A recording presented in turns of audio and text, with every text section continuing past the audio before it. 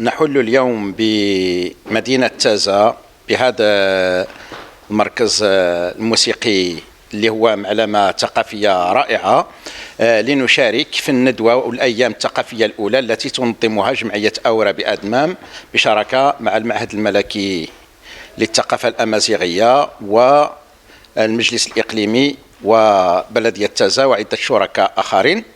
اليوم نحن سعداء جئنا لننفض الغبار عن تاريخنا العريق، تاريخ المقاومة الورانية اللي كانت هي محور المداخلة ديالي. لماذا المقاومة الورانية؟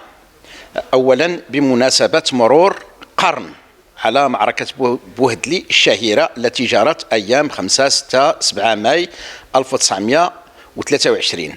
مرور قرن دون أن نتحدث عن هذه المعركة أو نقف على حيثيات ومكامن القوة التي دونتها هذه القبيلة بدمائها في معارك امتدت من 1912 إلى 1927 حين استسلام المعاقل الأخيرة في مرتفعات بويبلان سنة 1927. اليوم وقفنا عن إشكالية البحث في تاريخ المقاومة المغربية بشكل عام مقاومة القبائل، ووقفنا على نموذج قبيلة أيطوارين وما أعطته من رجال وما تستحقه من تنمية اللي هي حاليا محتاجة لها وبشكل كبير.